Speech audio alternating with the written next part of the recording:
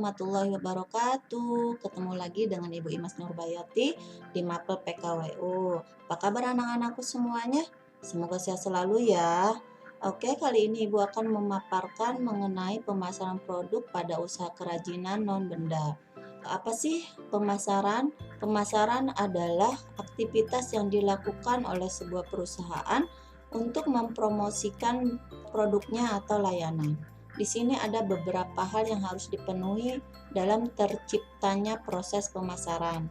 Dalam pemasaran terdapat produk sebagai kebutuhan dan keinginan orang lain yang memiliki nilai sehingga diminta dan terjadinya proses permintaan karena ada yang melakukan pemasaran.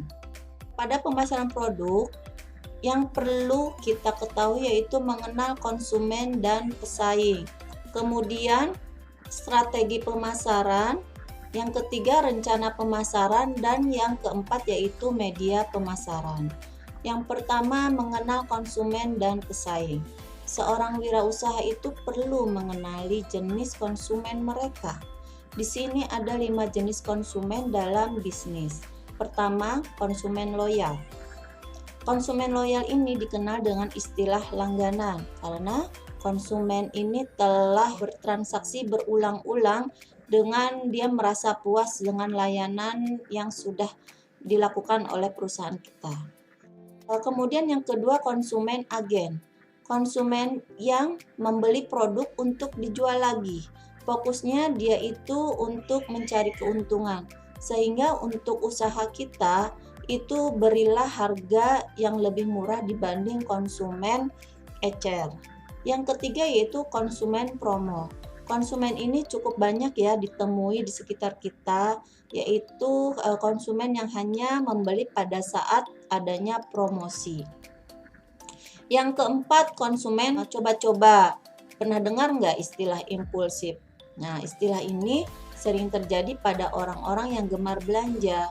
Konsumen ini melakukan pembelian karena dorongannya sesaat. Artinya tiba-tiba dan yang disebut coba-coba gitu. Karena misalkan dia melihat produk yang menarik, kemasan yang bagus, maka dia membeli karena senang saja. Kemudian konsumen ini mudah terbawa dengan hal-hal yang menurut dia itu menarik. Yang kelima yaitu konsumen baru. Pembeli yang pertama yang melakukan transaksi pada produk kita, dan ini potensial yang bisa menjadi konsumen loyal ataupun konsumen lainnya. Kemudian yang kedua yaitu strategi pemasaran. Apa sih strategi pemasaran? Yaitu suatu cara mencapai tujuan dari sebuah perusahaan. Oleh sebab itu, dalam menjalankan sebuah usaha diperlukan adanya pengembangan melalui strategi pemasaran. Pada tahap awal perusahaan ini dimulai, sebaiknya menggunakan strategi pemasaran ini dengan misal media sosial dan mengadakan acara-acara sebagai strategi. Contohnya, perusahaan bisa mempromosikan diri melalui blog atau situs web mereka, lalu melalui teman-teman untuk meningkatkan perhatian pelanggan. Nah, selanjutnya jika perusahaan kita itu tumbuh menjadi besar, maka pemasaran dapat dilakukan melalui humas dan iklan-iklan untuk menjangkau lebih luas dan lebih banyak orang. Yang ketiga yaitu rencana pemasaran. Apa sih rencana pemasaran? Rencana pemasaran adalah proses untuk mempromosikan dan mendistribusikan barang dan jasa secara tepat untuk sampai kepada pelanggan. Tujuan dibuat rencana pemasaran ini adalah untuk memuaskan kebutuhan pembeli. Namun, ada 2 tujuan yang ingin dicapai. Pertama, untuk meminimalisasi resiko dengan mengurangi ketidakpastian di sekitar kondisi bisnis dan menjelaskan tentang konsekuensi dari setiap tindakan. Yang kedua, tujuan yang ingin dicapai dalam rencana pemasaran itu untuk meningkatkan tingkat keberhasilan suatu usaha. 4. Media pemasaran. Setelah produk selesai dibuat, maka langkah selanjutnya adalah mengenalkan dan membangun produk dengan cara mengomunikasikannya ke pasar. Nah, dengan media apa supaya produk kita itu sampai pada pasar?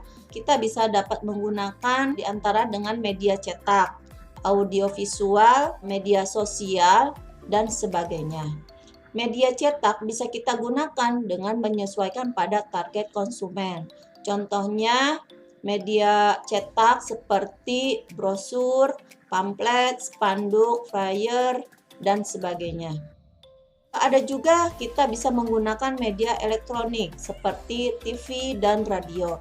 Namun, memasang iklan pada media elektronik ini membutuhkan biaya yang relatif cukup mahal dibanding media cetak. Walaupun televisi dan radio ini mempunyai cakupan wilayah yang lebih luas ya, namun yaitu anggarannya terlalu tinggi. Nah, pilihan yang paling menarik adalah dengan menggunakan media komunikasi melalui pemasaran online. Pemasaran online ini dapat melalui pembuatan website, blog atau blog ya, dan media sosial. Media sosial inilah menjadi pilihan banyak pemula bisnis karena penggunaannya yang relatif mudah. Akan sangat baik jika kita mengkombinasikannya dengan model pemasaran online dan offline. Nah, mungkin ini aja untuk materi pemasaran. Cukup sekian dan terima kasih. Wassalamualaikum warahmatullahi wabarakatuh.